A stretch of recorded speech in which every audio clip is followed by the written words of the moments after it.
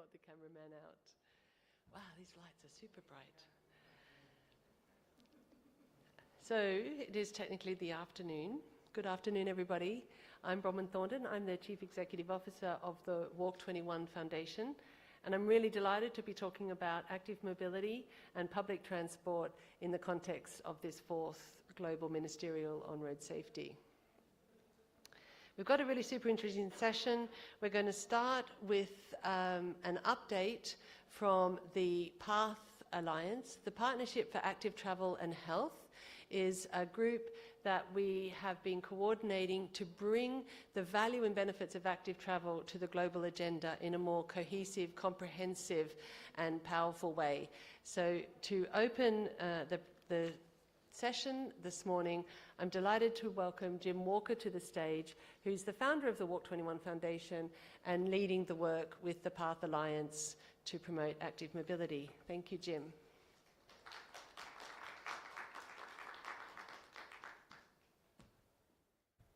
Great, thanks everyone. And yeah, thank you so much for coming and giving us the chance to talk about active travel, which I think is so important. We call it active travel, but it's actually people walking, people cycling.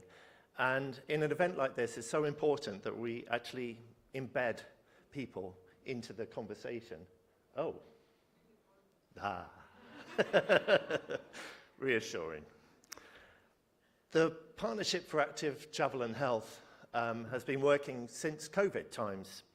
Basically, what happened during COVID is that people recognized the value of walking and cycling, and a lot of countries started writing policies. In fact, we found that 65% now of countries have some policy for walking, and about 22% have some policy for cycling. This is amazing progress. And this partnership, which is a sort of coalition supported and funded by the FIA Foundation, includes ECF, the European Cyclist Federation, UNEP, the United Nations Environment Programme, and it involves actually more than 600 NGOs on walking and cycling from around the world. And actually coalescing that voice and agreeing what our message is and understanding about what's happening has been really vital, being able to move our agenda forwards. And some of the things we've done just in the last couple of years with this support from FIA Foundation has been to really look at what policies exist. I mentioned those headlines, but we have not just looked at the policies and the data, where the commitments are, how much, what people are actually doing, and do a sort of stock take of the policy. We've also then divided that data into regional fact sheets. We've developed case studies and recognized that there's momentum for walking and cycling in cities and in countries all over the world. There's some headlines, though, from this research that we're really keen to share with you, particularly in this event. And there's three headlines, one about people, one about places, and one about policies. This is the first one that we're really keen to make sure this message gets out. This is data that has come from IRAP, our friends in the International Road Assessment Programme. And for the first time, we've got this estimate that highlights just how many people are being affected. This is every year, nearly 22 million people. And here's the data. It's a horrible, gory slide about the detail, about just how much people are getting hurt. And also the cost, $1.3 trillion. This is data that you can go and look on the IRAP Explorer, and you can actually select by country or by region and get the precise information too. Please go and do this, because actually sharing these resources on the Explorer and understanding the extent of the issue is really, really critical. And the detail that often does get hidden in these reports, like the Global Safety Report that came out from WHO, is that, yes, we do know it's 23% of pedestrians, 6% of cyclists are the people that are dying in crashes. But underneath that, and what we don't get published enough of, is recognizing that actually this is going up. So much as we've heard in lots of countries that actually road safety is improving, in 30 countries I think we've heard, actually for walking and cycling it hasn't got any better. It hasn't got any better. And in fact, behind those headlines is actually the detail there, which I wanted to shout about, but I couldn't fit it all on the slide. But look at the variations across the regions. You know, that in many countries, many regions, there is real significant increases happening. And somehow or other, this isn't getting noticed. And we feel that this blind spot that somehow or other we're not addressing is something we really need to bring more attention to. The second headline is about places. We've heard a little bit about this over the last couple of days, but actually 4 out of 5 places everywhere where people walk, routinely or cycle, are not safe. And this is especially true in lower middle income countries.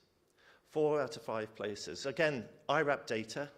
It's a fantastic system to be able to evaluate and give us these headlines.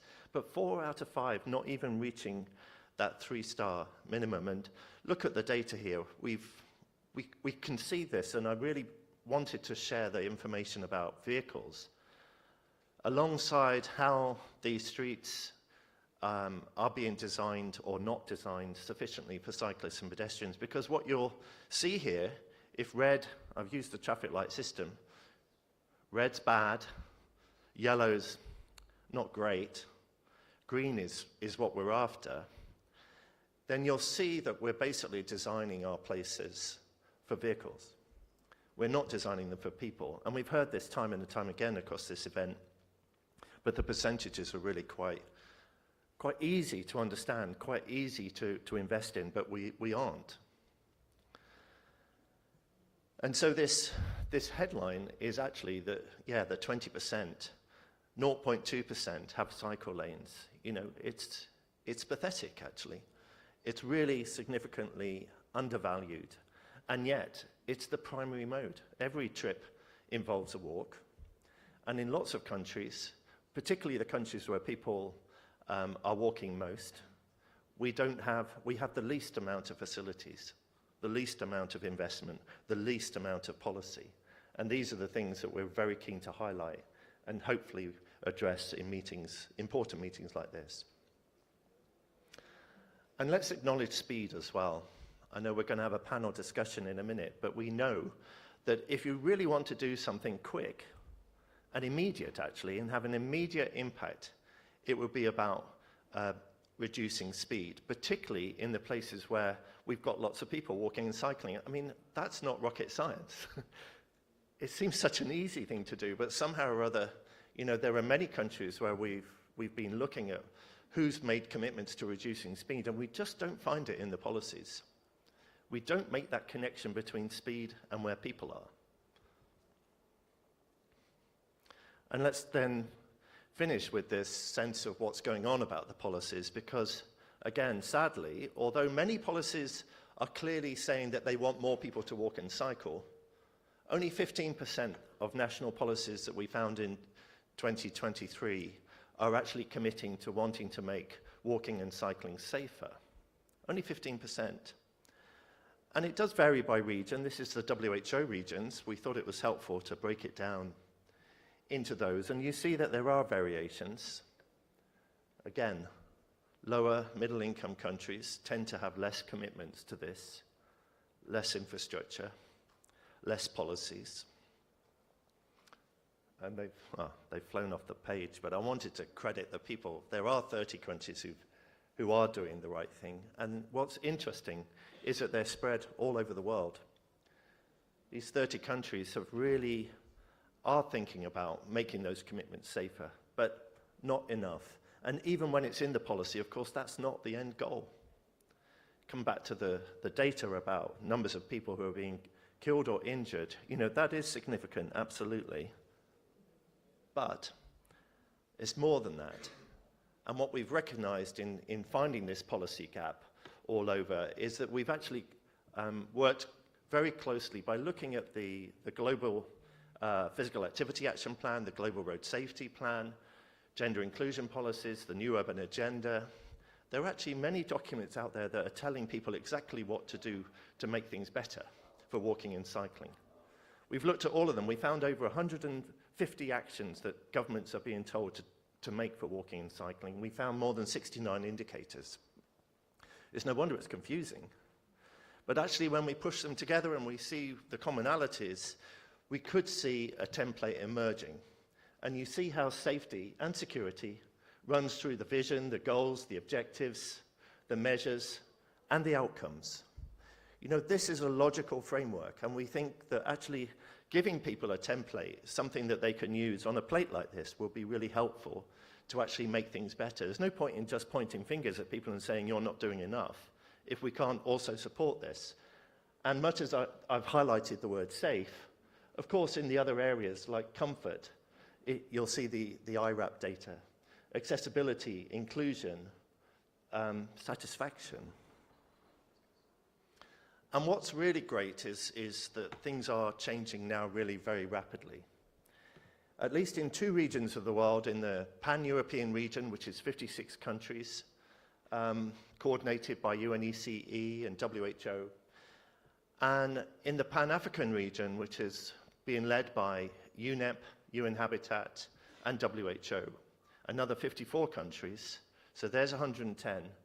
We see regional policies emerging that are using this policy framework, adapting it and making sure that it's relevant for these regions of the world, and developing frameworks that are clearly going to help make the changes that's required to support people walking and cycling.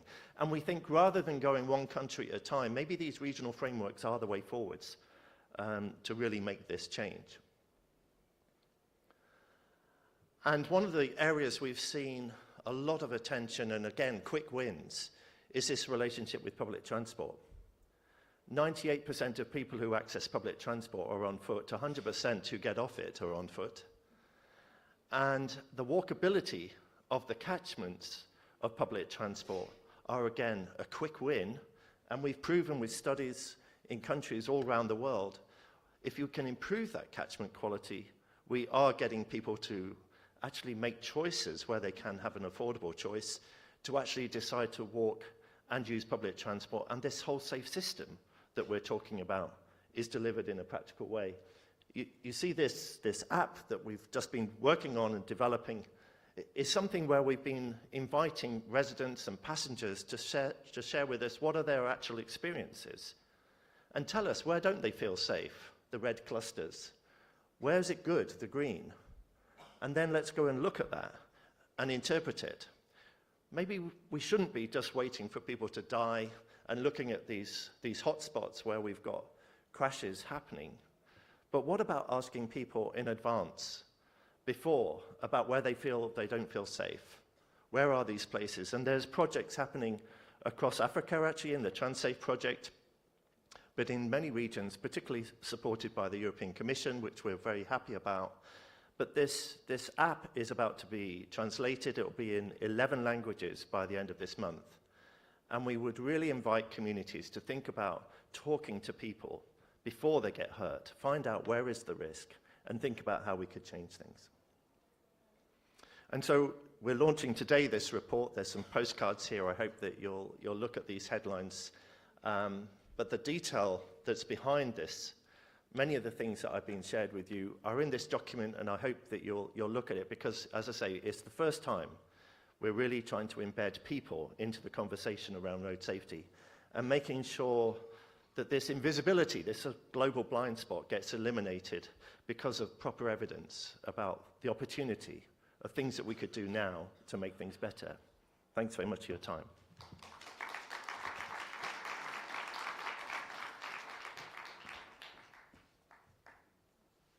Thank you, Jim. We do have a lot of the postcards down here. Jim, actually, if you want to just pass the lump. We certainly don't want to take them home with us. We have another pile back at home base, so please help yourself, take one, take 10, and pass them on. They're a great little reference. Okay, so time for a panel discussion, and we're hoping with today's session that we're going to have a lovely discussion up here on stage, and if we can manage it, we'll have some time at the end for questions from the audience as well. So keep that in mind, prepare your toughest questions, because we've got a super experienced panel that's going to talk to us about active mobility, multimodality, and safety and speed. So let me introduce my panel, and they're all going to come up now to the stage.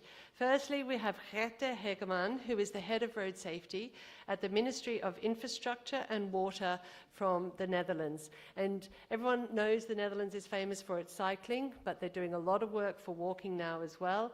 And you'll have seen they've been supporting some of that pan-European work. Mohamed Mazani is the UITP Secretary General. Janine Tuniz is the UN Environment Programme Sustainable Mobility Unit Senior Officer. And Sophia Salek de Brun, she is no stranger to the road safety community, but she is now the Public Relations Coordinator for Road Safety at the City of Munich. And last but by no means least, Luz Infante is the Executive Secretary of Road Safety at the National Commission for Chile. How's my chair count? And I'd like to invite, Taya Goris, if you would like to join our panel as well, that would be really great. Taya is an officer at the Delft Road Safety course, embedding capacity for road safety in our communities. And he shared with me earlier that he's been meeting a lot of alumni from his courses here at this conference, so we'll be talking about that towards the end of our discussion as well. So thank you, panelists. Let me see if I can.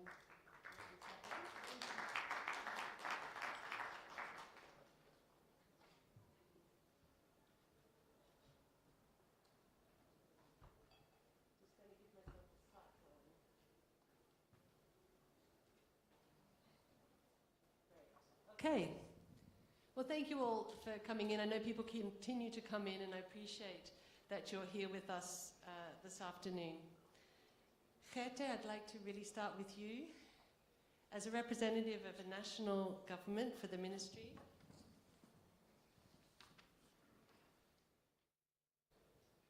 it's really great we have national and local authorities with us on this panel, because we've heard a lot about the gaps in delivery for road safety, and one of those is this coordination between national and local authorities.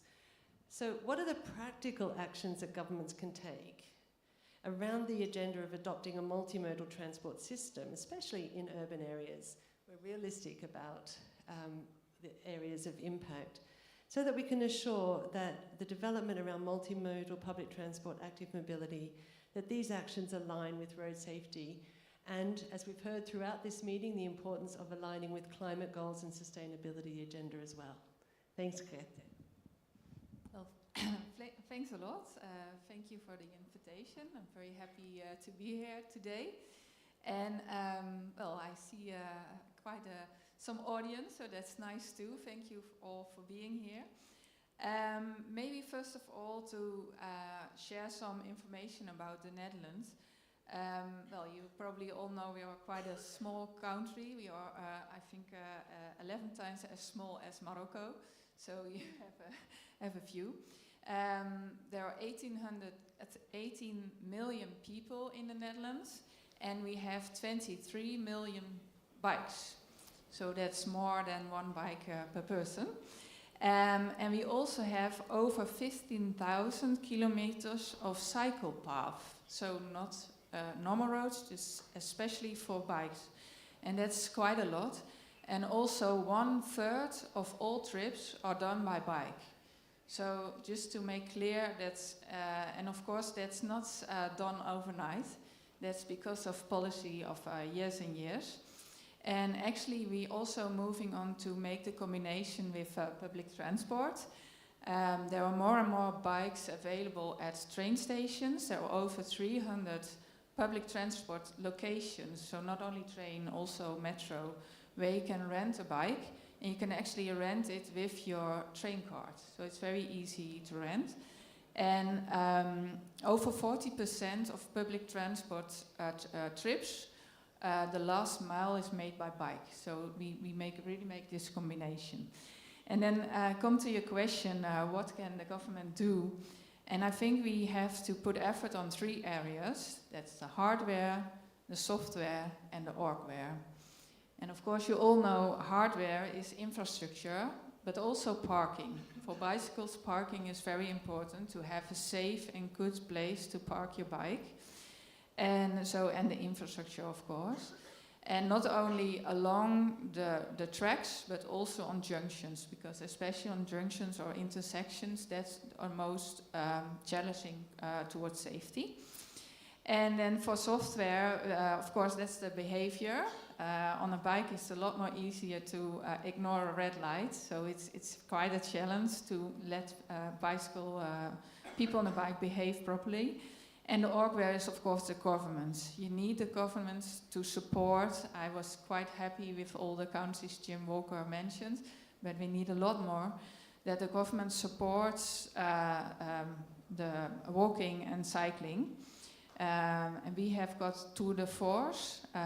That's that local governments share their knowledge and information on how they made their cities good for walking and cycling. And maybe last, because you asked me not to answer too long, now maybe that's a very new thing. In the Netherlands we try to put everything on our bike, but for example a stroller for small children, it's very difficult to get on your bike. So now in Utrecht or train station you can also rent a stroller. So you can go there on your bike with your children and put them in the stroller to go into the city center. It's a really impressive level of government responsibility to enable people to make these choices, and not just the most able people, but also the people who need extras like the children. It's really great. Thank you very much. Sophia, if I can ask you as representative of the city of Munich to come to the same question about some of those practical actions that you're taking as a city to promote multimodality and safety.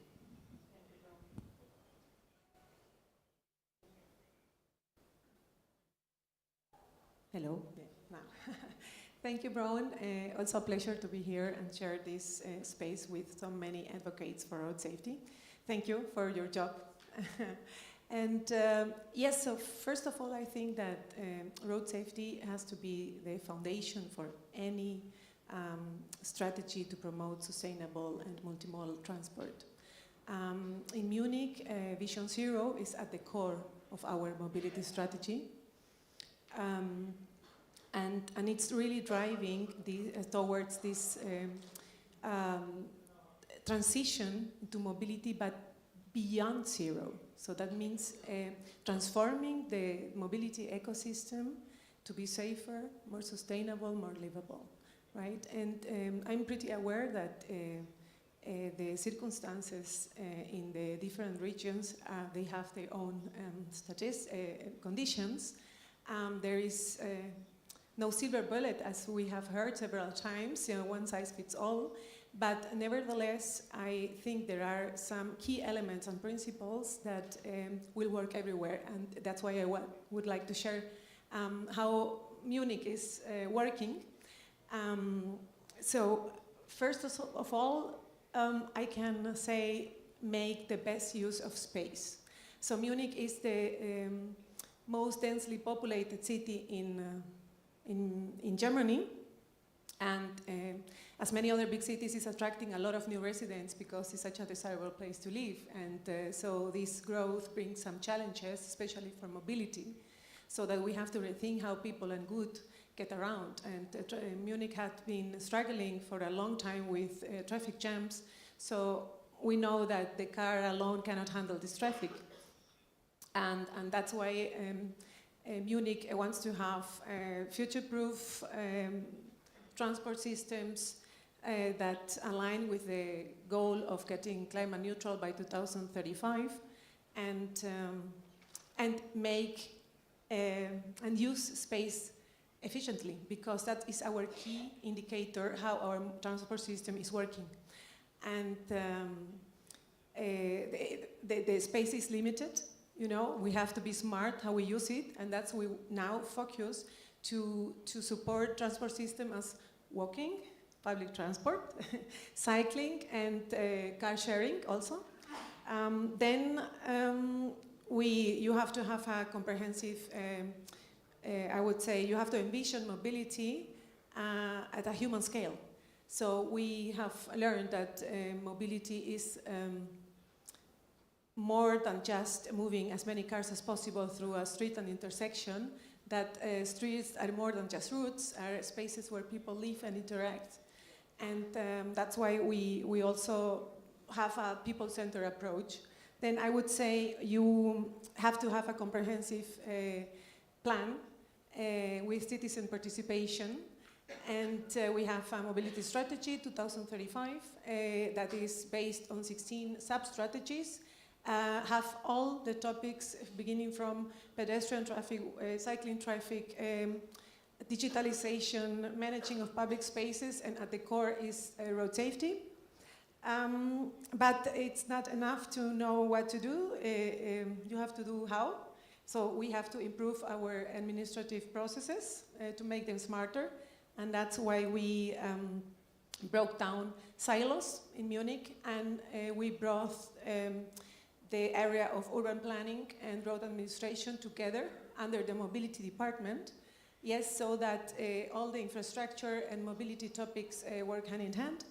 And one last point that is very, very important, because it gets sometimes overlooked, is to change the mindsets. Also inside the city administration, you know, we have decades of planning for to move the car more efficiently, and now we have to change this mindset and focus on the sustainable transport modes. Fantastic. That's a fantastic finishing point. And what I'm hearing really consistent, now none of these speakers actually saw Jim's slides before they started to speak, but we have a very strong coherence. We have hardware, software, orgware, and we have the need to change inside our organizations. We can't change on the streets with the same internal structures and priorities within our organizations from the city of Munich. That's really super interesting. Thanks, Sophia. Janine, if I can come to you. We're here on the African continent. You're working out of Nairobi for UN Environment. And African cities face a slightly different challenge to perhaps a city like Munich or European cities that have very established dense urban cores and, you know, centuries of development. And I wonder if you can speak to the infrastructure investments in multimodal and active transport systems that we need to address the unique challenges in African cities. Thanks, Bronwyn. First, let me begin by saying that in my response, I'll be relying on this document that was flashed on the screen for a moment, and not necessarily my own perspective. This is a consolidation of 4 years, talking from north, south, east, west, central, to understand what the core priorities are for walking and cycling. Because as we moved around, we found that although it's the mode of the many, mode of the most, it's not the mode with much in terms of resource and infrastructure and accessibility elements.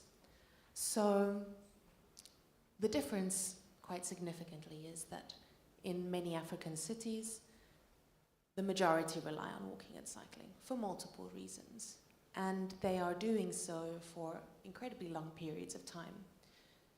And so investments need to focus on addressing their needs, and quite consistently and quite significantly, they do not. And we see continuous infrastructure for vehicles being prioritized. And I think, and I feel, based on this guy over here, that having a shift, a meaningful shift, to both have the many and the much in the same bucket would really do a lot to restore dignity to the mobility of the many. It would do a lot to enhance the resilience of the transport systems, and it would also ensure safety, the very reason that we are here having these discussions. But there is not a lot of transparency on the expenditure for walking and cycling infrastructure either. So at this point, we're not entirely sure what extent is being invested, and if there are plans to increase significantly in the coming years too. But there are lots of plans for public transport systems in the pipelines, lots of plans for more systems to be connected, and it really is an exciting moment in terms of the infrastructure that's planned, because it could very easily be tied to these walking and cycling infrastructure modes to make sure that the whole system functions well and coherently together. And we talk quite often of the need to almost leapfrog some of the mistakes made elsewhere. What are the odds? But there is this idea that investments in transport can be quite pricey, but for walking and cycling, it can be very impactful if it's incremental. Small changes to intersections, closing off certain segments of roads. We've had a lot of experiences in, for example, in Biryogo in Kigali, a lot of resistance to close off a street to make it a car-free area. And the moment it was completed and they saw how beneficial it was, the streets were asking for action there too. Please close our street as well. So I think the delivery of infrastructure doesn't need to be grand and impressive, but starting to change the perception and helping people to understand the impacts that it can have incrementally can also be quite impactful too. Great, thanks Janine. One of the topics that we've been hearing a lot about is joining up agendas, and Mohammed and I often share a platform in the climate conversation to reduce emissions and to improve the efficiency of transport in our systems. But people don't always make the connection with public transport and the road safety agenda. We're so busy focusing on making private vehicle travel safer, making motorized movement safer. We have motorbikes and things like that, but actually public transport is part of the road safety solution as well. So perhaps we need a new narrative around what is road safety and the relationship with public transport to keep people safer. Mohammed, would you like to talk to that? And shall I bring up your slide? Would you like your slide straight away? Not right now, if Too you late. can. Thank you. Thank you, Bronwyn. Thank you for the introduction. Yeah, maybe one word. When we talk about public transport in UITP, our approach for public transport is not just mass transit. Mass transit, of course, is a backbone, but it's also shared and on-demand mobility modes. I mean, car sharing, carpooling, ride-hailing, etc. They are part of public transport because at the end they are open to everyone. They are public modes. And so it's important that we find the right combination between these modes to make sure people don't need to use a car and they can combine the different modes. Now coming back to your question, indeed we need to make the connection between public transport and road safety. I must say it's easy now after Munich and the Netherlands, because they made the connection already. And I would say if you don't make the connection, means you are not committed to SDG 11.2, which clearly say is improving road safety, notably by expanding public transport. So it's linked. I mean, it's closely linked. And let me give you some facts. The risk of fatality, or the risk not even coming to fatality, the risk of accident in public transport. If we take buses, it's 4 times less than for a car per passenger. If we consider tramways, it's 6 times less, and metros 10 times less. And also, public transport-oriented communities, they are 5 times safer than car-dependent ones. And now we can have a look to the chart, to the slide, because this slide you see the dots are different cities, and you see it's the traffic fatalities per population and the annual per capita public transport passenger miles or kilometers. And you see that in places where public transport ridership is high, traffic fatalities are low. So this is scientific evidence. And this is something we need to use more and more to increase awareness of policymakers about the link between promoting public transport and reducing traffic fatalities and accidents and crashes, generally speaking. So how can we reach that? What to do? First, we need to try to have more compact cities, because when and especially now in Africa, where cities are expanding more and more, people they have to walk for long distances, and this or travel on long distances, and this creates more risk for accidents and for traffic damages, of course. So you need to know that in the world, 2 billion people, they don't have access to public transport. So we need more public transport if we really want to make the link between public transport and road safety. Of course, increasing the awareness of policy decision makers, financial decision makers as well, and convince them that public transport is a cost-effective road safety infrastructure. One example, for example, in Johannesburg. So Johannesburg has a BRT, and the impact of that BRT is a saving of up to $900 million through better access, better road safety, and emission reductions. So these are very important elements to have in mind. And last thing is about controlling car use, of course. I mean, it's always the carrot and stick policy. You control car use, and the carrot is more public transport, cycling, walking, and better infrastructure.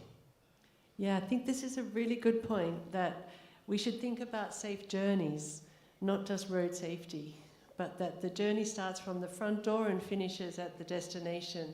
It's the entire piece. And this walking, cycling, and public transport makes it safer for everybody, including the people in cars that stay driving and sometimes need to drive. It's all part of the system, but it's how we can enhance it. Luz, if I can come to you from Chile and share your experience and some insights on this same topic about the relationship with public transport and road safety. Thank you. Thank you. Thank you for the invitation, for the flexibility too, and thank you for coming. Well, in Chile, our roads at the beginning were thought only for cars. And I remember that in the past we only saw cars, trucks, and buses in the streets. But people, with time, started to use more bicycles and going by walking, and then our authorities, fortunately, had the conviction to integrate those kinds of transportation with public transportation. And that's why we are supporting a lot public transportation, not only in Santiago, in our capital city, but also in other capital of the regions. Chile is a long country with different cultures too, and we saw that we need to have more places or more integration between different transportations. And in Chile, that's why. Because we know that with more integration, with more different kinds of mobility, we are promoting people more concerned about their environmental responsibility too. So we need more encouraged people in Chile. And in Chile, we sadly don't know how much cyclists are right now, but we have seen a reduction of the fatalities in that transport media.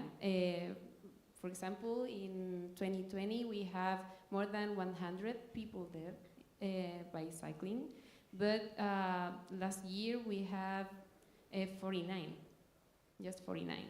So, as my minister says a lot, the more cyclists there are, the fewer the deaths in Chile. So we need to encourage and we need to more visibility of them. Great, thank you so much. One of the dimensions of this conversation that we have to talk about is speed, because fear is one of the big reasons that people don't let their children walk to school. And one of the thing they fear most is motorized travel and fast cars and with drivers who don't see the young children or children who can't perceive the distance and speed of moving traffic to make a safe crossing over the road.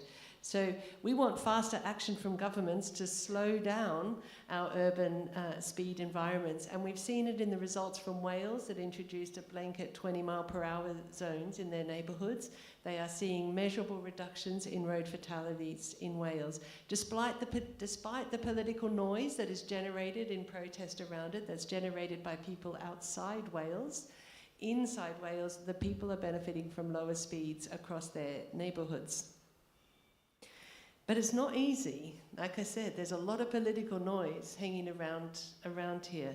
So I'm going to come back to you, Gerte, and please can you share with us strategies for managing vehicle speeds in urban areas? And how do you, as a government, persuade, sustain it, and measure the impact of that? Yeah, thank you. But first, to add to your example of Wales, for the audience, there's a very nice meta-analysis of cities around Europe introducing the 30 kilometers an hour speed limit. I really recommend to read that meta-analysis because everywhere it's installed, the effects are positive. Whether the goals were safety, sustainability, any goal, it was all positive. So that's very nice. Having said that, in the Netherlands we didn't apply 30 as the standard. And that's also not a very good thing to do, because if you have a city, at some places 50 is a better speed than 30, as long as you separate the fast cars with the cyclists and the pedestrians. Because if you do it everywhere, you also get another spread of the traffic, and you possibly get more traffic on the roads where there are mixed. So that's just adding to your comment. And that's what I prepared. In the Netherlands, we use, it's a Dutch word, the so-called STOMP principle. And that's an abbreviation of start with walking, stappen, and then cycling, trappen, and then public transport, the O from OV. And then mobility as a service, so connecting, sharing, as you said, sharing cars or mopeds or whatever. And finally, private cars. And if you start your thinking at the end user, so start how elderly people want to go from home to their place they want to go, or the younger people. What do they encounter? What problems do they meet? And if you start with that, you can really, well, design, as Jim Walker also said, start with designing cities for people and not for cars. Yeah, I think that's maybe to add a few more numbers. In the Netherlands, out of the 18 million people, 12 million have driving license, so that's 2/3. But only a quarter doesn't have access to a car. So if you design for cars, you don't design for this quarter of all the people. And yeah. Yeah, I think this is a really good point, that we always think that everybody has access to a car or has a driver's license, and the numbers are similar in a lot of places. Yeah. And that opportunity for independent mobility for young children and for older people is critical for social cohesion as well as everything else. It's one of the main reasons Dutch students and younger people are among the most happiest around the world, because they have their bike to go to sports, to go to school. They feel free. With all that good milk and with cycling, you are the healthy, happy people that we love. Yes. It's really true though, Yes. it is. And maybe finally, I'm from the national government, and of course, urban areas are of like Munich is the road owners over there are the local authorities, and we've got this co-funding scheme. We pay 50% of all the cost-effective measures they take. It's a kind of a fund, and it's being spent on mostly cycling measures. So that's a very nice way of stimulating all road users to make their designs for walking and cycling. Yeah, I think this is a really good point as well about where the money comes from, but about who owns the roads, because very often local authorities cannot act because the roads are owned by a national authority, or in bigger cities like London, you have the Transport for London who can bring in a whole lot of policies on their roads, but then you have the other roads owned by the local authority. This creates one of those intergovernmental tensions that inevitably impact on the delivery of safer infrastructure for people walking and cycling. Because when you live in these places, you don't know the difference between that. And you literally in London, your cycle lane can stop at the edge of the borough, even though your journey does not. Sophia, could you talk to this as well from a local government perspective, in terms of establishing speeds and strategies for managing speeds, in urban areas? Yes, I also see that speed management is more than just preventing crashes. It's really a powerful tool to CO2 reduction and for more livable cities. There is a study, I think it was published in 2023 from the German Environmental Agency that showed it very clear. The results were that if, for example, in Germany, we will get speed limits of 80 kilometers per hour in the rural roads and 120 in the highways, we will save 8 million tons CO2 per year, and that would be 3 times higher than we previously estimated. And also at the city level, by introducing 30 kilometers per hour zones, there is a CO2 reduction, not directly related with the vehicle-specific emissions, but the real impact comes from the shift in transport behavior from the people. Because if you have lower speeds, you want to walk more, you want to cycle more, and that is the effect. So in Germany, as you mentioned, it's so that cities cannot simply decide on 30 kilometers per hour zones by our own. So it is regulated at the national level, and even if we know the benefits, it is not only in our hands. So in the past, we only were allowed to implement 30 kilometers per hour zones in areas where schools are or hospitals, where it's a specific hazard. And that's why cities began to raise their voices and ask for more power for decision making. And then I think approximately 1,100 cities joined the German initiative, More Livable Cities Through Appropriate Speeds, and they really make a difference. The law was amended, adjusted last year, and it offers now more flexibility. So we can now change speeds not only because of a specific hazard, but also because climate aspects, noise, to make more people, more quality of spaces. That is, but not a free pass. We still have to justify it very well. But nevertheless, we are doing everything what is in our hands to get the most out of it, of these possibilities. And yeah, so I think that what we also can do as a city, and that is in our hands, is to bring people to drive slower through urban design. So, getting, redistributing spaces, parking slots, more cycle paths, so these kind of things, but it's also connected to some financial costs. But at the end, I think that traveling at safe and appropriate speeds is a very important point to reduce harms in our roads, and because maybe might speed not cause a crash, but it will determine the outcome. Yeah, this is really important. This element of design is a really critical factor, because roads that have historically been designed for low speeds are carrying vehicles at higher speeds. But also many roads have been designed like highways going through urban areas, and then we have to manage those speeds down in a very particular way. Taya, if I could come to you, because this is where we're asking the people who are designing and implementing our infrastructure for walking, cycling, for multimodality, for all of it.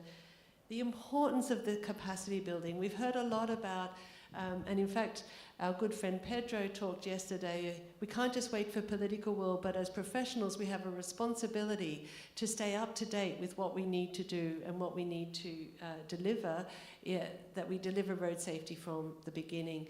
Now you run the Delft Road Safety courses, you're busy all the time with skilling people to understand how to deliver safe infrastructure. Perhaps you could share with us some of your experiences about translating that road safety work into that, the road safety focus into the full design agenda. Thank you, Bron. This course changed my life. It was a quote that I heard these days from one of our alumni. I will come back to this story later. We've been talking about the potential of active mobility, kicked off by the figures presented by Jim. Of course, fatalities are an enormous cost. It was 1.3 trillion US. If we can create safer places for our vulnerable road users, we can gain these costs. But there are more benefits also studied and reported under the PATH initiative. Benefits in terms of health, extending life years with 1 or 2 years if you cycle or walk each day. In terms of economy, it's also our local shops that, well, miss out on customers if people can make their journey safe in reaching their places. It's a lot of benefits. Road safety is a key element in there. We have the frameworks in place, also highlighted by Jim and by Janine. The Pan-African Active Mobility Plan, the Pan-European Plan, and probably we might be missing some other examples there as well. We've been debating about some examples from the Netherlands, from Munich. We've been talking about the public transport active mobility combination, a very powerful one in the context of urbanizing cities and in our discussions about climate change. We've been learning about speed management. Next to the examples Geertje provided about cycling infrastructure in the Netherlands, 30 km/h make it really accessible for pedestrians and cyclists to make use of these roads. So they are also a low-cost investment next to building protected lanes in the higher speed areas. But what needs to be complemented to this picture is, in the end, our colleagues, our people, our professionals that need to do that. And that requires knowledge and skills. What we are confronted with nowadays is cities for cars, and they are built by people that have been taught to build for cars. So perhaps you could not blame them. However, if we want to build our cities more safely, to be more attractive for us as citizens, to facilitate walking and cycling, we need to equip them with these skills as well, because it's a whole different skills. You cannot translate your car design manual and apply it to infrastructure and to have that adapted for pedestrians and cyclists. There are many good manuals out there developed by the GDCI, national governments from US, from Asia. The manuals there are quite good, but where it's lacking is how to use it, how to apply them. In our Delft Road Safety courses, we combine, well, active mobility with the safe system thinking and equipping them with the knowledge and skills that I'm referring to. And we are quite successful, if I may say. Our alumni, we've been meeting them here quite a lot. It's hundreds that we've, well, almost perhaps we're reaching the 1,000 in the more than 10 years we've been developing these courses. But I've been talking with one of our alumnus from Tanzania, who was also involved in the 10-step plan there. His learnings help him to be more effective over there. It's our alumni also work in via foundation supported NGOs such as EAST and ARP. these people are now able to implement these kind of safety projects more effectively. We also have an alumnus from Chile. She's been working at the national government, and she recently transferred to a branch of a Dutch organization really pushing forward in the implementation of road safety actions. To conclude my contribution here, this course changed my life. It was a quote by someone working at the World Bank right now with quite a portfolio of projects and investments under her supervision. So also from that sense, our added value there also lies on the investment side. Thank you. Thanks so much, Thea. And it's not that you have to learn about road safety to design roads, but you learn about road safety so you can build it into all of your thinking and all of your delivery wherever you end up in the system that impacts on it. What's interesting though is that it still comes back to governments to make decisions and to choose to invest. And we've been told in the walking world for a long time that we're not big enough for multilateral development banks to bother getting out of bed for, let alone investing in walking infrastructure or cycling infrastructure in cities. And we've been working, and we hear from countries that they don't want to fund. The banks say countries don't ask for this infrastructure. So we are working really hard at the moment in this relationship about generating demand and generating the tools so that banks can fund infrastructure and that countries can ask for it.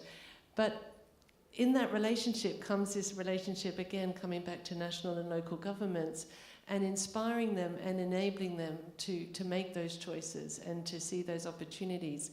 And I'm not going to ask my government people to answer this question, but I'm going to ask Janine and Mohammed, as people sitting on the outside wanting government to do something about delivering for walking, cycling and public transport.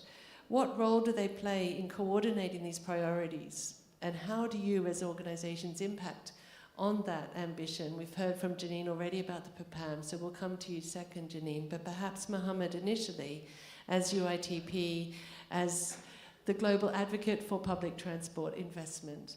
Let's talk to the role that they play and how you can work with them to deliver. Thank you. I think the example mentioned by Sophia about is very emblematic of the challenge of coordination between national governments and local governments. I mean, it's not acceptable that a decision to limit speed in a city is taken by the national government. I mean, we need to apply the principle of subsidiarity. So the decision must be taken at the level where it is implemented. The national government is there to regulate, generally speaking, but not to take this kind of very tangible decisions. And this is, I think, the issue I see when we consider public transport, for example, where there are different institutional contexts, different ways of organizing public transport, regulating public transport according to countries. If I take, for example, here in Morocco, public transport is under the Ministry of Interior, not the Ministry of Transport. But road safety is a competence of the Ministry of Transport. And then you have the Ministry of Environment for the global warming issues, pollutions, etc., etc. So it's a challenge. And when we want to talk to the governments as public transport representatives, it means we need to talk to all of them, you know. And this is an important issue to have in mind.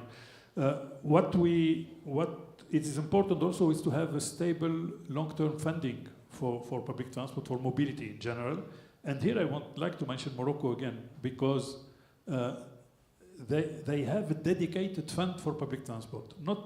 It's only very rare countries they have that. Funding in public transport is not an adjustment variable of the yearly budget. They have a dedicated fund, and it explained why and how public transport has grown a lot in Morocco in the last years. And it's important also when we speak at the local level is to have transport authorities at metropolitan level, at the level of metropolitan areas. like we have in London, for example, with Transport for London, in Dubai with the Roads and Transport Authority and so on. So having an authority which integrates between the different transport modes, and the more modes it covers, the better is at the end for the integration and for being in a position to define a door-to-door solution for citizens. And like in London or in Dubai, they are in charge also of parking, of taxi regulation, of road management and road investment, and cycling, etc. So that's very important, of course. And the last example, let's say, priority I see is to have bold policies when we talk about parking restrictions, for example, when we consider road pricing or congestion charging. And one example in New York, so you know that New York has introduced a congestion charging zone. Yes, indeed. And after 12 days, the number of crashes has decreased by 12%. 55% after 12 days. Sorry, 50. Yes, exactly, because you have less traffic. So I mean, we know from where it comes. I mean, all these crashes and accidents. So yeah, we know the solution. At the end, it's about having the political will to implement them. And since it was mentioned, capacity building was mentioned, and also Jim mentioned the TransSafe project in his introduction. I would like to mention that project, of course, because we are in Africa, and this is a collaboration project between Europe and Africa, and we are happy in UITP to be part of this project, to build capacity in this in the field of transport, especially road safety. Great, thank you, Mohammed. Janine, if I can come to you on this same topic about this coordination. We've heard from Mohammed that it's not only coordination between local and national government, but within government, between the different departments, and that sort of coherent agenda, which is what your PPAM is all about. But please, let's talk to that. Yeah, absolutely. I was going to ask if you read my notes about coordination. But certainly coordination within transport agencies and within the transport agenda. But something that has been very powerful in the discussions for PPAM is making new friends. Talk outside of the transport bubble. Chat to colleagues working in tourism. Chat to the colleagues working in environment issues. Chat to those working on health issues, urban issues, rural issues. Transport is something that connects and touches on every topic. So my suggestion would be, of course, building those networks and coordinating within the sector, but don't be afraid to make friends and connect outside of the sector. It's a little bit harder, but you can have a really big party together too. And I would say that that's a really important factor. For the Pan-African Action Plan, we have UN Habitat with the urban component, WHO with the health component, and UNEP with the environmental, and we all share this transport agenda together. And we're very happy to invite others to join the party too. So really just emphasizing that. Yeah, that's really great. Thanks, Janine. Sophia, if I can come back to you now, because we've talked about what needs to be done. And I think there's a room full of people here who would be generally supportive of what needs to be done and who needs to do it and that we need the money. But there is a lot of people out there who probably aren't quite on the same page with us yet. And there are competing priorities in this. There is always a trade-off. What do you see, perhaps, as some of those trade-offs or compromises that we might need to make? And just aware of time, we're going to do this as a little bit of a quick-fire round in terms of what is the impact of this ambition that we have, and what are the trade-offs? So I would say that one major challenge is how to bring as many people as possible along a transformation process. And so we had a project about car-reduced neighborhoods for livable cities. And so we experienced some resistance and criticism from the media. But one key outcome from this project was that By the end, 60% of the people supported it, 20 were neutral, and 20% were against and very loud. Very loud that they even took legal actions for the city. And that is not necessarily bad, because I think that every legal ruling helps us to move forward, to bring change, to push progress. And it sparked a necessary societal conversation and debate about transforming spaces and mobility. So I think urban development is always a practice and an ongoing conversations with all stakeholders. And maybe people can resist, yes, but when they see a very well done transformation, they embrace it. And they don't want to go back to old days. It's like, for example, who can imagine that we can smoke in the airplanes now? That's impossible to imagine, right? Great example. Yes. Yeah. So. And actually, Mayor Hidalgo said that on the stage, go big, go large, go early, and bring people on board. And she got re-elected for her bravado. But political capital is definitely one of those factors. Gerte, what do you see as the challenge or the trade-off that we have to look at here? I think maybe it's been said already as well, cities need to be safe, healthy and clean. They need to be livable cities. And we need to combine modes, public transport, walking, cycling. A moving bike needs less space than a car, 28 times less space. And in city centers, it's often the space that is a constraint. And there's a competition between all the modes. So combination of public transport and cycling and pedestrians has the most gain, I think. And we should also include it in housing developments. If there is a new area with housing, we should start with, again, the STOMP principle, walking, cycling, public transport, mobility as such, and then cars. So some of that trade-off is in the space that we allocate to modes. And in this context, we have to restrict the space given to private motorized travel to enable these alternatives. Yeah, to make cities accessible for all people. Yeah, very good. Janine. Thank you. If we are to guarantee safety, enable accessibility, ensure comfort, make sure that cities and urban and rural areas to peri-urban have all of these wonderful things that make them livable and enjoyable. To get there, your trade-off is that you might be unpopular, as we've heard. Another trade-off is that you will have to admit that you might not know what to do. That's where the capacity building comes in, and there are many opportunities to do that. And then the last one that I wanted to mention is that you might meet people you don't necessarily want to befriend, but you need to, because you share an agenda, and you might need to share a budget, you might need to share your objectives, and that can be difficult too, particularly when resources are constrained. But that trade-off is all really worth it. Great, thanks, Janine. Coming to you, Mohammed. I have an approach maybe which is more directive and more top-down. When we look at what is at stake, we have 1.2 million people dying every year on the roads. We have CO2 emissions, which are increasing. We have air pollution. We have the congestion, which is becoming very critical in many cities with severe consequences. For me, we should not make any trade-off. No compromises. We have to tackle all the issues simultaneously.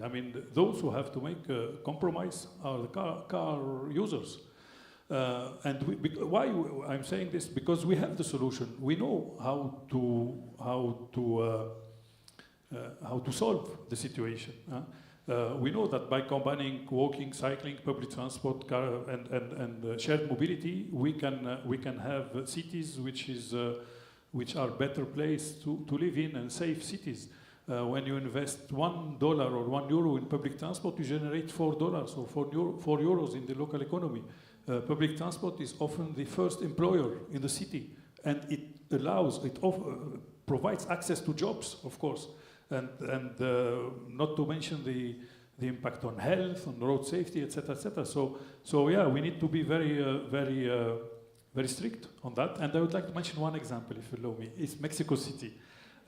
It's thanks to their investment in multimodal public transport and other, of course, bike lanes as well. They reduced commuter times. So they reduced commuter times, and the related traffic-related death, reduced by 40% in Mexico City, and at the same time they emitted 130,000 less tons of CO2 emissions. So we can do both. We can do more than both. We can do achieve all objectives with one action. Thank you. Great. No compromise. I think there's space for no compromise. I think that's great, Mohammed. I'm not going to put you two on the spot because I know we didn't flag this question with you. We were having it. But I am going to come now to our panel for some final remarks so you can pick up on this in there as well. A key message for our audience. And we are going to have time for questions. So if you're sitting there pondering a question, I'm allowed to, I've got a roving mic here and I'm going to pop it down into the audience, and we would really appreciate a couple of quick questions because we have just a little time after this wrap up for your questions from the panel as well. So let's run down the line. Taya, I'm going to start with you. This is quick fire, so share with us your message for this audience. We're halfway through the second decade of Action for Road Safety. This is the fourth global ministerial having this conversation about, and we've talked a lot about how we make life better for everybody through our different perspectives. So what's your key message for our audience today? One of the key themes in this conference is finance. Okay, that's quite challenging. But what we all can do is invest time. Time to learn and time to motivate your employees, if you're in a management position, to motivate them to build their skills, build their knowledge. It is an investment in time, but it definitely will return. Fantastic. Investment in time. Thank you. Luz? Yes, something short that roads are not to race, are to make race, I think, but as it's a shared space at the end. So we need to convince people to give the opportunity to move with a sustainable transport at a human scale to be safe at the end. Lovely, thank you. That roads are not for races. I think that's great. Sophia?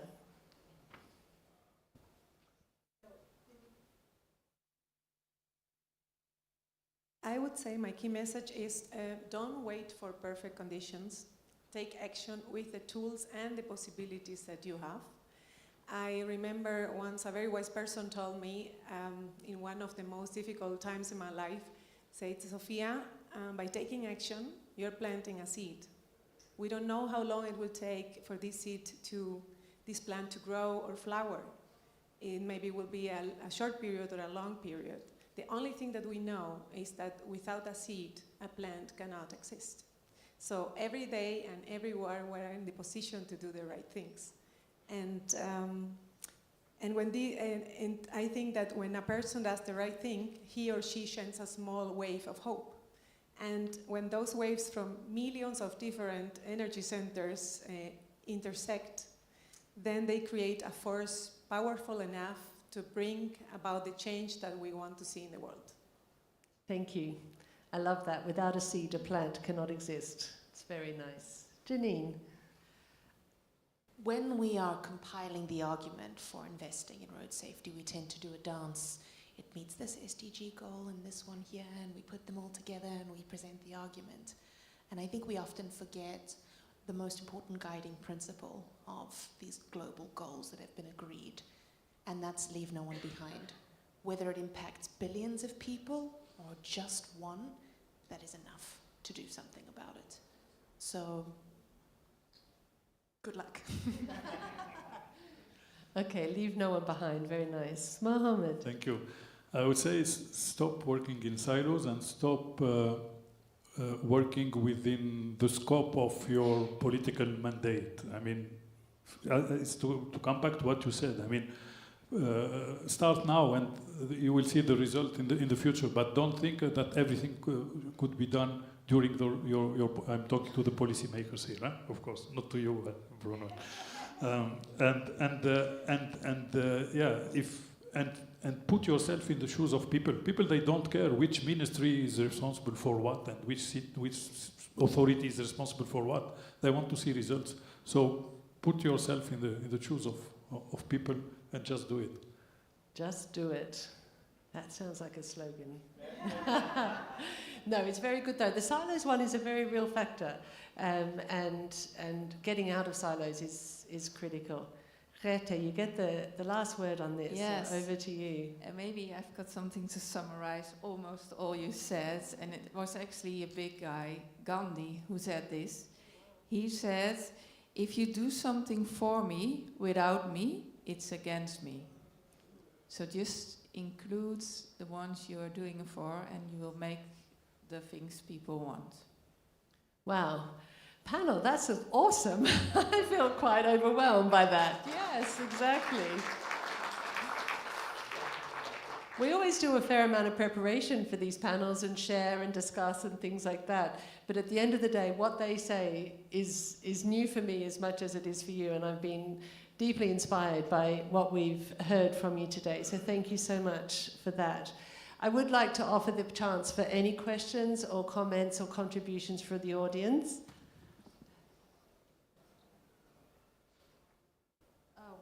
Hey, we have someone already. Fantastic. Thank you. Please introduce yourself as well before you ask or say something. And if there's any chance to bring the lights up, that would be lovely too. But we can see you. Go ahead. Can I go ahead? Yes, please. Good afternoon. Thank you to the panel. That was a very informative and comprehensive discussion. Thank you. My name is Aji Seinabu. I am from the Republic of the Gambia. I work for the Ministry of Transport as the Director of Transport. So this question is not for any panel member particularly, but anyone can answer if they feel that it's relevant to them. So it's going to be a bit contextual to the Gambia, so if anyone has similar experience, they can just go ahead and answer.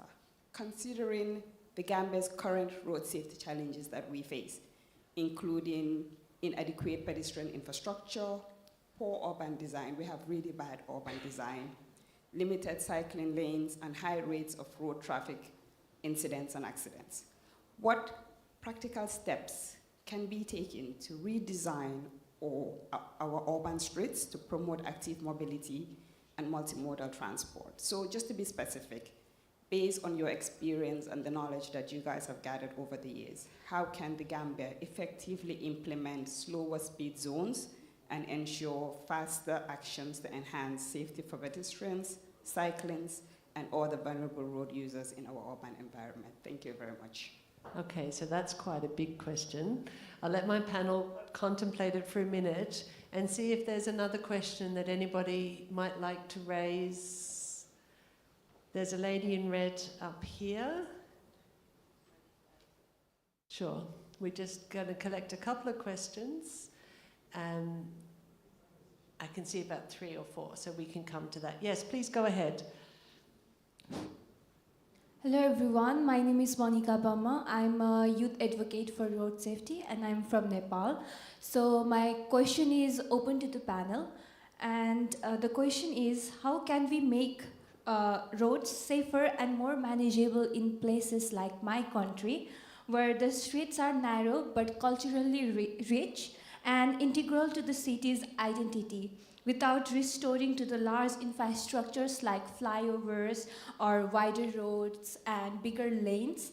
How can we balance urbanization and safety while preserving the authentic heritage of these streets, which are our identity? So that's my question, and it's open to the panel. Great. Okay, so there's two slightly similar questions, but about how we do it. And I'm going to take one more. There's a gentleman. Can you pass the microphone just across in here, behind you, Geordie, actually. There we go. Great. We'll take these three questions and we'll have some responses, and then I think we've got one up at the back and one down here, and then we'll be done. Thank you. Go ahead.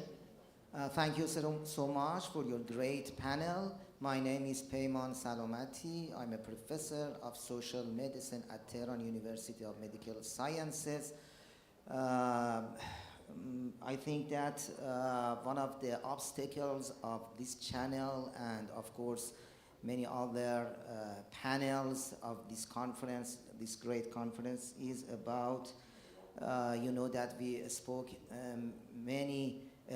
much about new advances regarding vehicles, roads, and technology, but in some societies and in some countries the story is so different, because maybe their problem and their main problem is about social determinants of safe driving. For instance, we should pay attention to some variables like culture, poverty, police enforcement, and policies and regulations. So I think that for other panels and discussion, we should focus on these variables. Thank you so much. I'm not sure where the safe driving comes into an answer from the panel, but we'll pick up on these first two about the practical steps for road design in the Gambia context, and a similar question but in the Nepalese context with a rich cultural and social heritage in narrow streets. Sophia, you're ready to go. And who else would like to respond? Engineer, okay, and we'll do Taya, and then we'll go back for some more questions.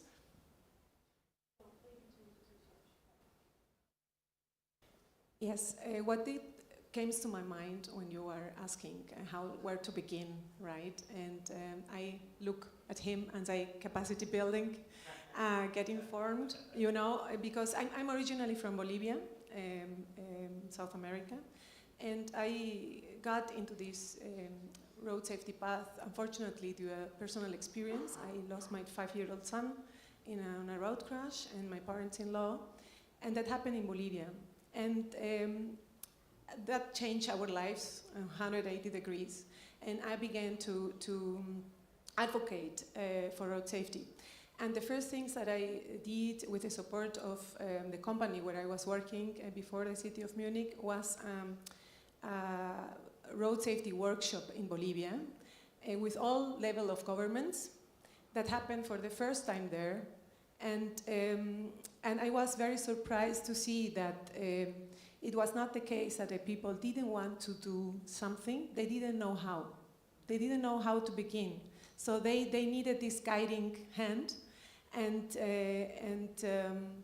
I think that was the starting point, and also to bring this topic to the media. You know, we have get used that the price for mobility are these loss of lives and these serious injuries because road crashes kill silently, right? And we have to talk about it to bring the data. I remember one conversation with an minister of Bolivia who was investing a lot in citizen security, even if the people that were dying through road crashes were 3 times higher. And I said to him, but why? Why this relationship, you know? People are dying due to road crashes. And then he said, because citizens are asking for this. And I said, yes, because they don't know what is the cost of the road crashes, right? So talk about it, bring data, bring to the press, and capacity building, I would say, are the first steps. Yeah. Thanks, Sophia. Janine. That was a beautiful response, let me just say. All right, I didn't get your name, but I understood that you're the Director of Transport. And I would say the best example that could be compared to the Gambia that I'm aware of is what happened in Ethiopia recently. really strong political will, set national policy, set city-level policy, set street design guidelines rapidly in a period of about 3 to 4 years, with some collaboration from UN Habitat, UN Environment Programme, ITDP, Bloomberg, yes, all those lovely things around. But that political will from the onset, from the previous minister, is what set things alight. And now they're delivering kilometers of infrastructure. There's not as many people as they would like using it yet, because there still is not a connected network, but they're well on their way. And I think it's a very good case study of going from very little to a lot. And that's being duplicated in other cities. Hawassa, Diradawa, they're all inspired by each other.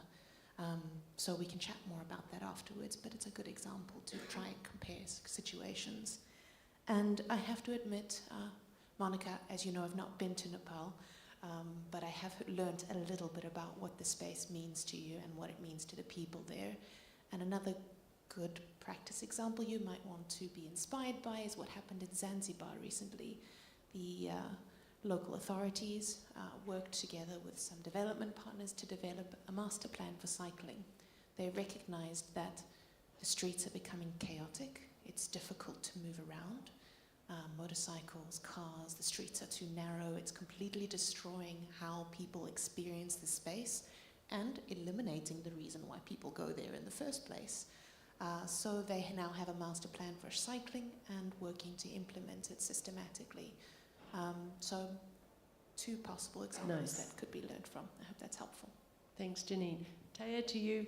All our panelists want to answer to this, so very quickly. And no, that's all. It's all great, but I'm just conscious of the managing. Thanks, Taya. Yeah. So there's no blueprint on how to set your first steps, but perhaps there are some insights that help creating some shortcuts in your future history. One of the keys to success in cycling in the Netherlands was build a link, plan for a network. So think of the bigger picture, start with smaller interventions. What kind of smaller interventions? I think the link between active mobility, safer journeys to public transit stations, whether they are formal or informal, school zones, for example, and how this bottom-up process of starting with one school zone at a time. I did a short case study on the work Ament has been doing in Tanga, Tanzania, where in the end engagement with schools themselves, with also the policing officers, the policy-making departments, because they could be different worlds as well. And throughout this bottom-up process, they develop their road safety plan in the long term. So in the end, it's about also doing it yourself to make it sustainable in the end. Great, thanks, Taya. Gerted, yeah. I would like to give an answer to the third question of the Professor of Social Science. It's a really interesting question because you cannot make culture from above. It's from below, it's from the bottom, and it's really deep in people. And of course in the Netherlands we are lucky, we have this cycling culture. But for us, therefore, it's very difficult to implement the helmet. And in the Netherlands, I think it doesn't work to make it compulsory because we don't have any police to give a fine if you don't wear a helmet. So therefore we try really to connect to the culture and to start, for example, with the children, which are kind of easy to make them wear a helmet. They think it's fashionable, they love their helm. And if they wear their helm, they can say to their parents, why don't you wear a helm? Do you not like your brains? Something like that. And also, we also start with the elderly people who don't mind fashion that much, and they maybe have experience in their environment with some friends fall on the head and had a brain injury. And I think that's the way to go. If you have a very strong culture on something, you really need to attach to that culture, not only by enforcement. Really interesting. I know perhaps Luz and Mohammed, you might have something to say, but should we grab the other 2 questions, because it might be something more. This is a gentleman here, actually the gentleman behind you in the suit. We're going to take both questions and then, yeah. Thank you very much. My name is José Carlos Olevia Saavedra, a human being worried about our future, mostly my children. But I am also a Urban Transport Integration Director for Lima's Callao Urban Transport Authority in Peru, South America. I have a very particular question because you mentioned the congestion charge strategy. There are similar ones as the low emission zones, transport-oriented development, traffic calming. And I was wondering if you have any data about what happened in the outskirts of these intervened zones. Because, well, I am convinced about these strategies, I have applied them, but in one experience, we found out that we were pushing the problem somewhere else. So I wanted to know if you have any reflections about this, if there might be any kind of gentrification of vehicles, or if we are really putting an example with these interventions, and this example is going also outside these areas. Thank you. Okay, thank you. And just one question down here. I'm sorry, we don't have time for more questions. It's all these young people, you've got so much to say, I'm sorry. Sorry, I'm not quite young. Hi, Avi Silverman, FIA Foundation. Many of you there. It's a great panel. I just wanted to take advantage of having such an amazing panel to ask this question, which I know Bronwyn has kind of been asking it and highlighting it in various different forms, the amount that's spent on safe, active mobility being usually minuscule. I think the stat that Bronwyn has that I'm probably going to completely get wrong is around about 0.0013%. I'd be really interested in the public transport perspective of this, whether there needs to be a kind of a more widely understood target that isn't necessarily what everybody can reach, but something that everyone can try to work towards on the amount that's spent on safe, active mobility, maybe as a proportion of public transportation expenditure, or as a proportion of the financing that's there on transportation for cities, whether it needs to be up to 10% or 20%, whether we need to put a figure on it, but what your thoughts would be on working towards getting a target for spending on safe, active mobility would be really interesting, because we don't often get a chance to get all of you up there like that together and ask that kind of question. Thanks, Avi. It's a continuing challenge for us. We know they're not spending enough, but how much should we be aiming for? So, Mohammed, I'm going to come to you first. You can talk about all of those questions or what you choose. Thank you. I'll start with the question regarding congestion charging and the impact on the periphery of the city. What's important, I think, it's congestion charging cannot be implemented as a separate measure. So it needs to be accompanied by a compensation, I would say, for those who are going to leave their cars or those who cannot access the city anymore. And this compensation comes from the better public transport that we need to offer to them. Because if they don't have the possibility to replace their car trip with another mode, then it will be a problem for them, and then it may transfer the problem to the suburb of the city. And if we look to the example of London, what happened in London is that first there is part of the trips that disappeared. There's an evaporation, I would say, because these are people who used to travel for non-necessary trips.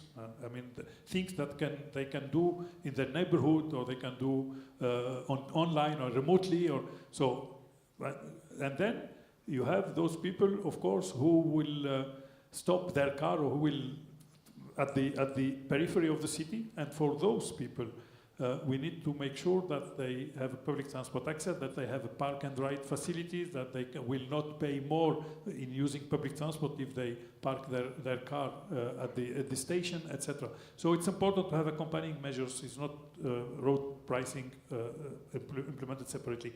And for the second question, I don't know.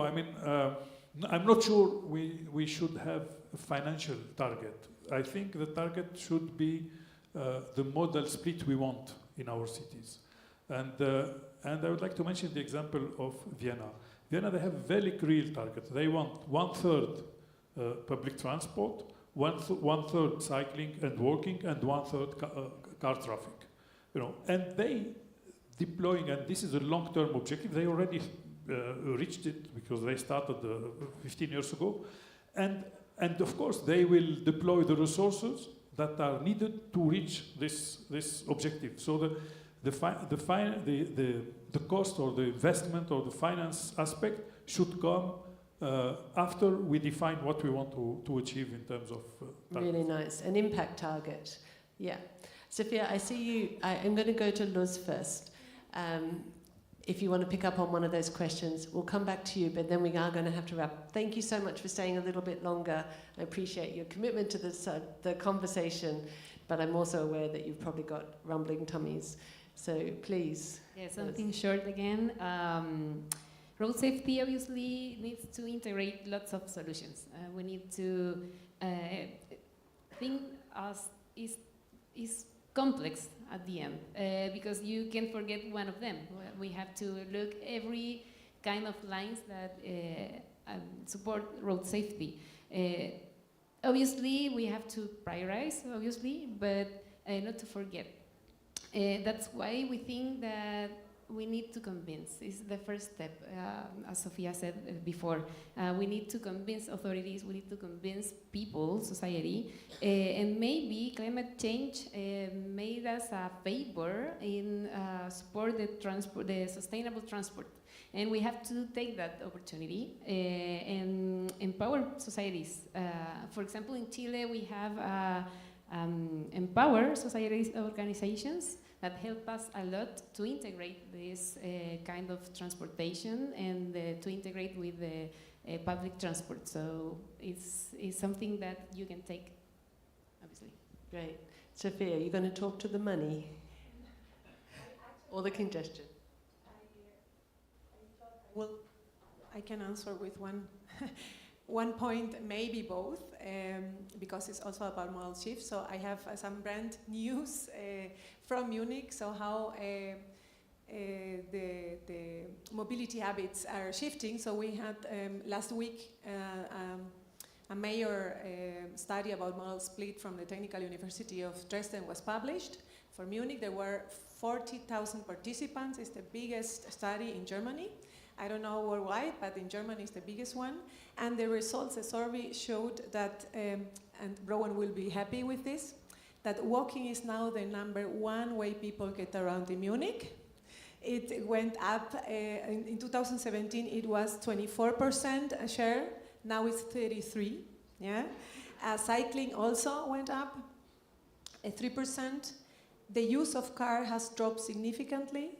In 2017 it was 34% and now just 24%. And public transport, which took a hit during the pandemic, has recovered, and the passenger numbers in 2024 are the pre-pandemic numbers. And that means that 76% of the trips in Munich are being used environmentally modes of transport. Our target goal is in 2025 to reach 80%. But with this, I wanted to say that always all these changes that you bring, all the actions that you take, has to be a systemic approach. So you have to make in a holistic way. And it will work, because when you invest in active mobility, when you offer alternatives to the people to not use the car, they respond. And by the end, what you build is what you get. Great. So I think that impact target is perhaps as important as a financial investment side. I am going to have to wrap it up there.